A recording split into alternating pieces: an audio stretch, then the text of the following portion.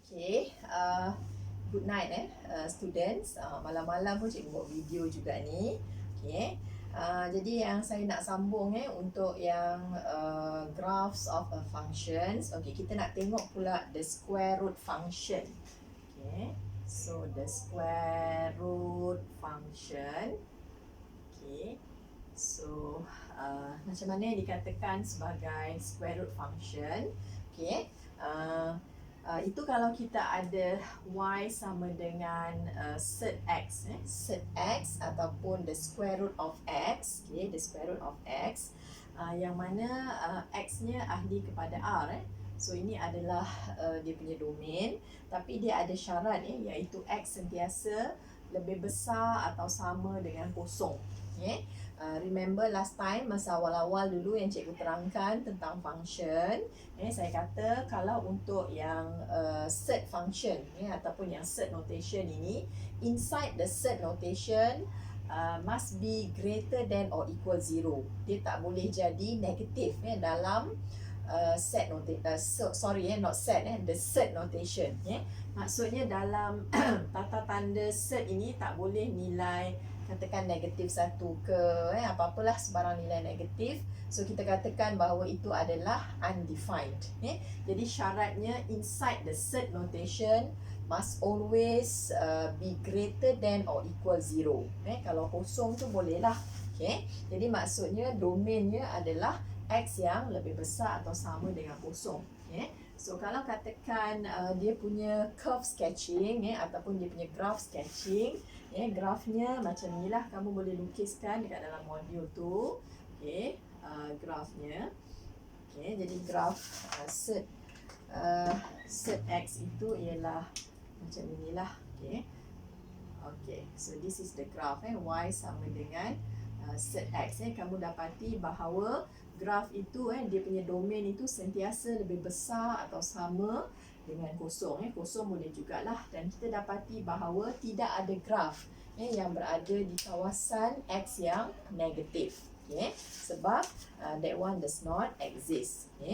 Jadi untuk yang domain, so domainnya macam biasalah. Kita boleh tulis dalam tata tanda set begini.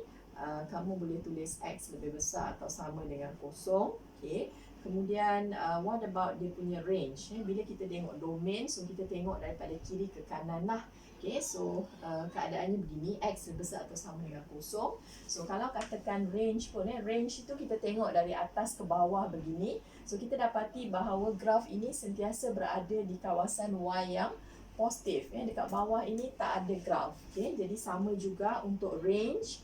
Kita akan ada y in condition that y is greater than or equal 0. Jadi untuk subtopik graphs of functions ini, cikgu akan more kepada curve sketching. Sebab apa kita nak buat curve sketching ini? Sebab kita nak determine the domain and range. So kita punya intention adalah kita nak determine, kita nak tengoklah apa dia domain dengan range untuk satu-satu function itu.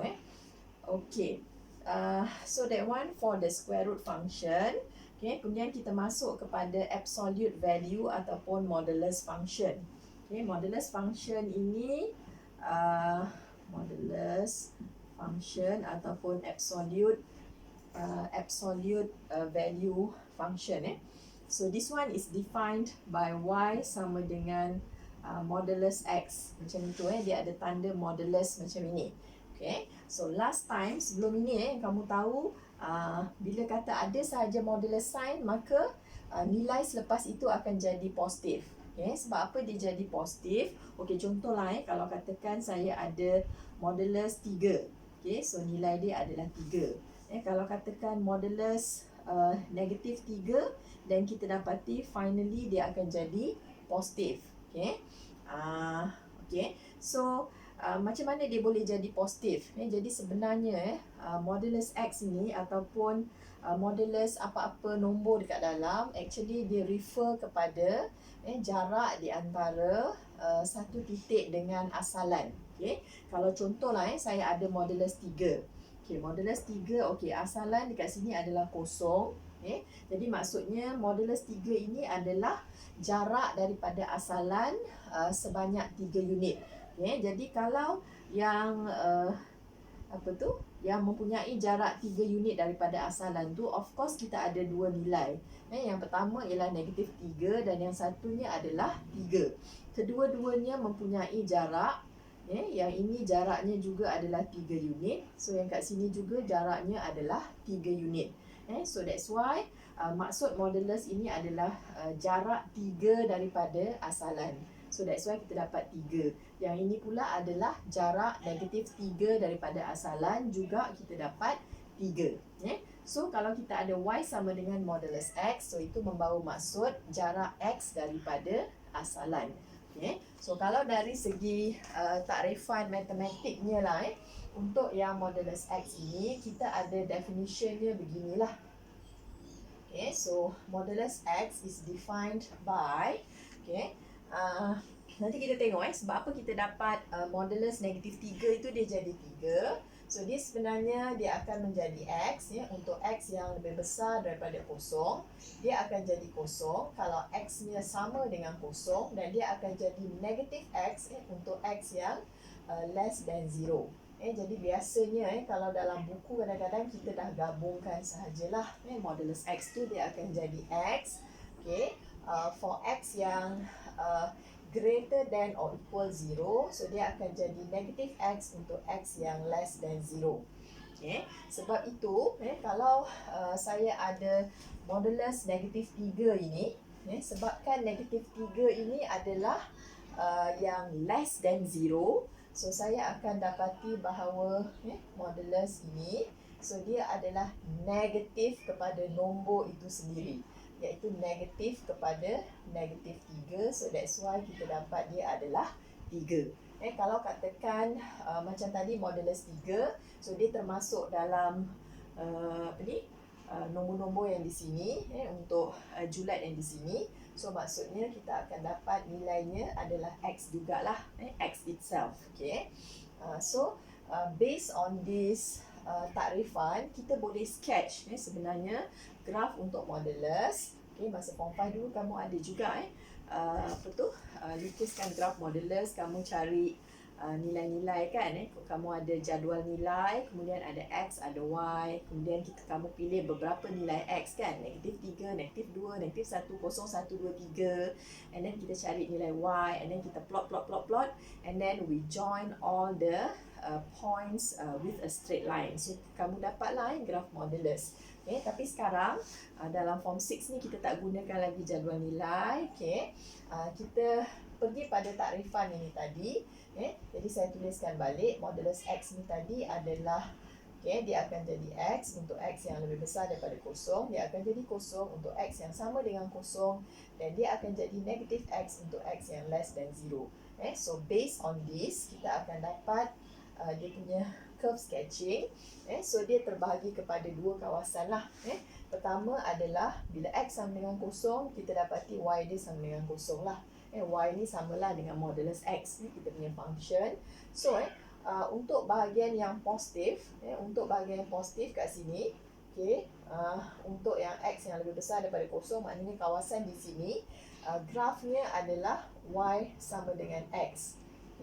Saya wakilkan modulus x itu sebagai y. So dia adalah satu straight line, iaitu garisan y sama dengan x. Y sama dengan x ni adalah satu graf garis lurus lah. Y sama dengan dia punya gradient tu adalah 1, dia punya tambah c, c tu adalah kosong. That's why kita ada garisan ni beginilah, y sama dengan x. Itu untuk x yang lebih besar daripada kosong. Kalau x yang kurang daripada kosong, tadi yang x sama dengan kosong kita dah ada. Kalau yang kurang daripada kosong, maknanya bahagian yang sebelah sini. So dia akan jadi graf y sama dengan negatif x. Kat sini kan, y ini samalah dengan negatif x. Yang tadi ialah y sama dengan x. So untuk side yang sebelah sana, kita akan ada garisan y sama dengan negatif x. Yang kat sini berkecerunan positif, dan yang dekat sini ialah berkecerunan negatif. Yang mana bentuk graf dia adalah samalah, reflected about the y-axis. So kita dapat ini adalah keseluruhannya. Yang bahagian ini sahaja dia adalah garisan ini. Yang sebelah sini ni, sebelah kiri daripada sini, bahagian ini adalah graf yang di sini. So bila kita gabungkan kedua-dua itu, so kita akan dapat this is the graph of y sama dengan modulus x, ataupun fx sama dengan modulus x. So from the curve sketching or the graph sketching, kita dapat determine dia punya domain dan juga range. So what about the domain? Kalau kamu lihat domain itu, dia akan berada pada keseluruhan. Paksi X itu keseluruhannya ada graf. Jadi dia adalah R.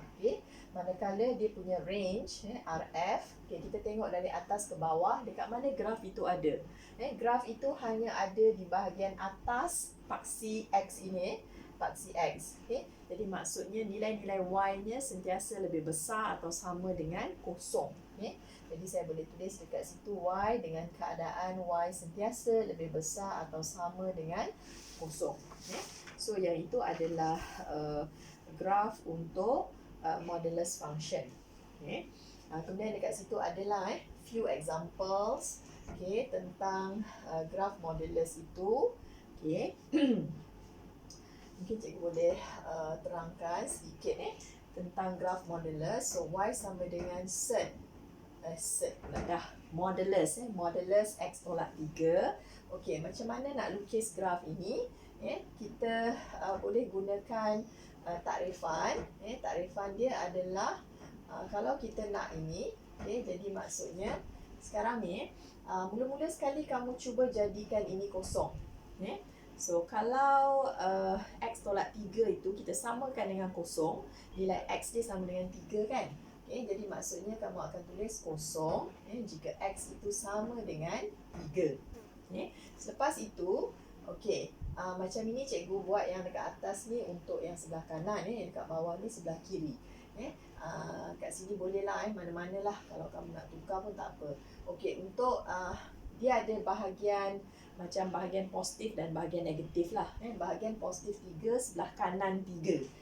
So maksudnya kalau sebelah kanan 3 tu dia adalah X yang lebih besar daripada 3.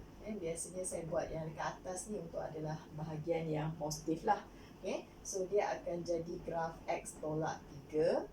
Manakala yang sebelah kiri 3 untuk yang less than 3 dia akan jadi negatif kepada X tolak 3.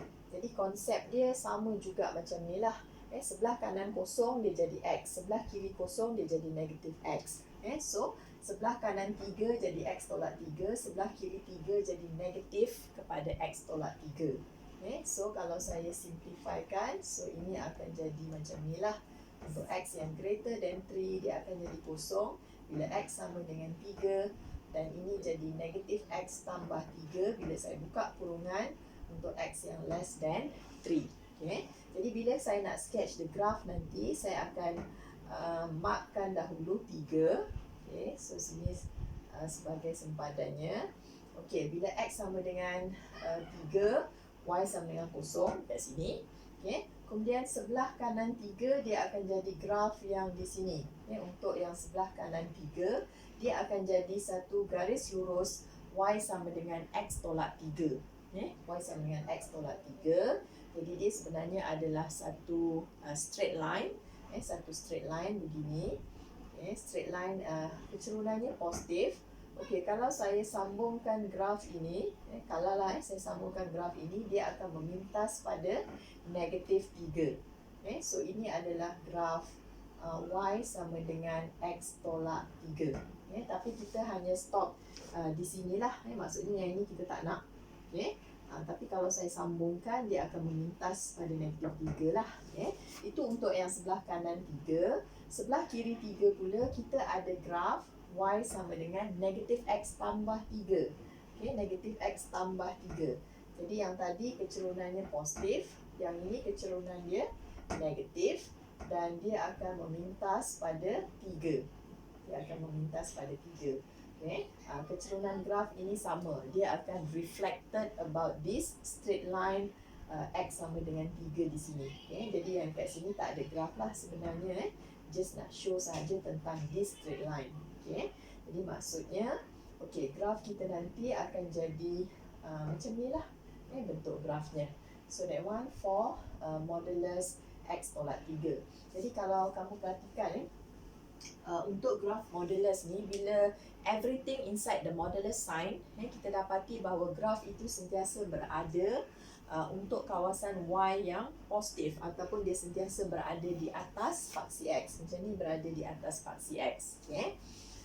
Kemudian adalah lagi untuk beberapa graph sketching untuk yang modulus function itu.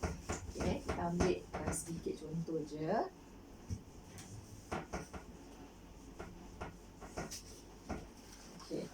Dan kita ada graf apa lagi? Dan untuk B tu saya ada graf Y sama dengan 3 modulus X. 3 modulus X tolak 4. Jadi yang ada tanda modulus itu hanyalah X. Yang 3 tu tak ada, yang tolak 4 tu tak ada. So tak apa, kita akan pecahkan yang ini nanti. Jadi saya boleh pecahkan dia sebagai ataupun macam ni lah. Saya tulis dia sebagai 3 modulus X tolak 4 tu tadi. Boleh dipecahkan sebagai 3. Sekarang ni yang ini saya pecahkan macam yang tadi lah. Pertama dia akan jadi X. Tolak 4 ni kita tak ada ubah apa-apalah. Yang ini untuk X yang lebih besar atau sama dengan kosong. Macam takrifan ni tadi lah.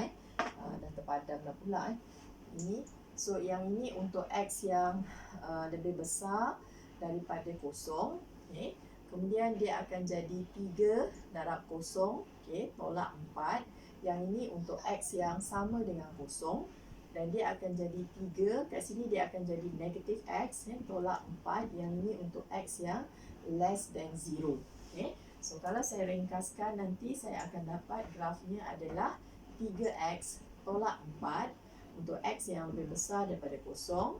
Kemudian yang ini dia akan jadi negatif 4 untuk X yang sama dengan kosong. Dan ini jadi negatif 3X tolak 4 untuk X yang less than 0. So bila saya dah uraikan begini, lebih senang untuk kita sketch the graph. Jadi maksudnya graf saya nanti akan ada something like this lah.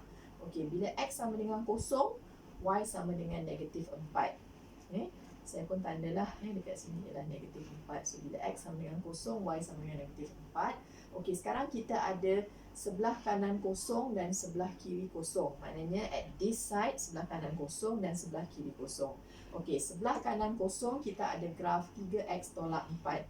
3X tolak 4 ini adalah graf yang berkecerunan positif. Kecerunan dia adalah 3 dan dia akan memintas pada negatif 4. Macam inilah memintas pada negatif 4. So 3X tolak 4.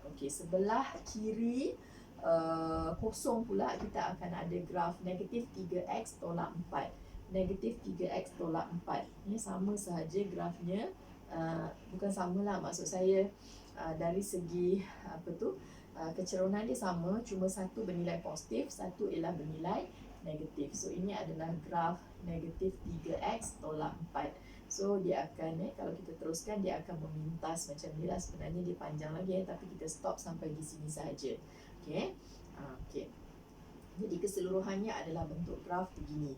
Sebabkan bukan semua sekali nombor itu berada dalam modulus sign, jadi kita dapati graf itu mungkin berada di bawah faksi X. Yang ini adalah graf untuk yang itu. Kemudian kalau katakan saya ada graf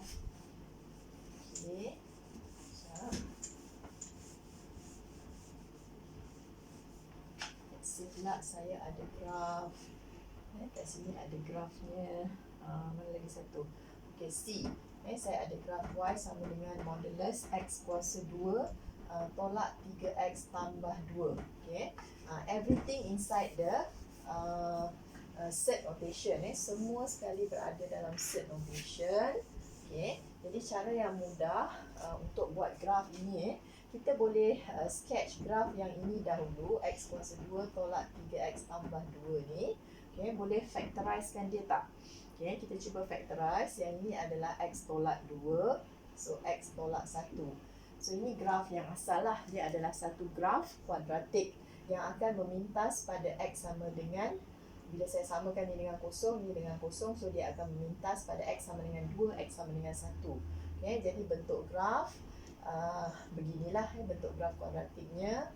So dia akan jadi something like this. Okay, memintas pada 1 dan juga 2. Okay, kemudian dekat sini dia punya pintasan y kita ada pada 2. Okay, so ini adalah graf yang asal. So after the modulus sign, sebenarnya apa yang kita buat, kita akan reflect the graph about the x-axis. Okay, jadi mana-mana graf yang akan ada di bawah paksi x akan dipantulkan naik ke atas macam ini. Dipantulkan naik ke atas after modulus sign. Sebab kita tahu bila semua sekali dalam modulus sign, maka nilai akhir dia akan jadi positif. So kita tak mau apa-apa yang berada di bawah paksi x, kita naikkan, pantulkan naik di atas paksi x. So ini keseluruhan ini adalah graf y sama dengan modulus x kuasa 2 tolak 3x tambah 2. Okay, jadi caranya ialah kita sketch dulu the original graph inside the modulus notation, then after that mana-mana bahagian yang duduk di bawah paksi x kita akan reflectkan about the x-axis. Okay, supaya keseluruhan graf akan berada di atas paksi x. Kalau yang macam ni case dia lain sikit sebab bukan keseluruhannya berada dalam modulus sign. Okay, so in fact kalau macam graf A yang cikgu buat tadi, y sama dengan modulus x tolak 3 ni, kita pun boleh gunakan kaedah yang macam ni. Ada beberapa cara lah sebenarnya yang tadi yang cikgu tunjukkan based on the definition, tapi kita boleh juga gunakan, okey, katalah saya gunakan graf yang asal y sama dengan x tolak 3. So macam mana grafnya? Graf y sama dengan x tolak 3 tu dia adalah satu graf garis lurus, kecerunannya positif, sini m-nya positif, memintas pada negatif 3. Okay, macam mana bentuk graf? So bentuk graf adalah macam ni lah. Dia memintas pada negatif 3. Okay. Kemudian dekat sini apa nilainya? Dekat sini adalah x-intercept dia. X-intercept itu dia berlaku bila y tu sama dengan kosong. Jadi bila saya samakan dengan kosong, jadi saya dapat nilai x dia sama dengan 3 kan. So dekat sini nilainya adalah 3. Yang dekat bawah ni tadi adalah nilai negatif 3. Okay. Jadi kita lihat graf ini dia ada yang di atas paksi x, yang di bawah paksi x. So yang di bawah paksi x ini kita buangkan, okay, dan kita akan reflectkan dia. Ini yang asal tadi, okay, yang asal tadi. So saya dah pantulkan dia terhadap paksi x. That's why kita dapat bentuk graf macam ini. Okay, sama macam yang cikgu buat takrifan tadi kan. Okay, pertama ialah x tolak 3 kan, untuk x yang lebih besar atau sama dengan kosong kan, dan satu lagi adalah negatif x tolak 3 untuk x yang bukannya kosong, 3. Okay, satu lagi ialah yang less than 3. So sama lah macam ni lah grafnya. Yang ini adalah y sama dengan x tolak 3 manakala yang di sini adalah y sama dengan negatif x tambah 3 macam yang cikgu show mula-mula tadi. Okay, jadi yang ini ikut takrifan, yang ini ikut pantulan terhadap paksi x. Bahagian di bawah kita pantulkan saja. Okay, so saya rasa setakat ini dululah untuk graf modulus. Mungkin kita akan buat dengan lebih lanjut lagi nanti dalam bab 2 dalam polinomial. So yang ini cuma asas sahaja kepada graf modulus. Okay,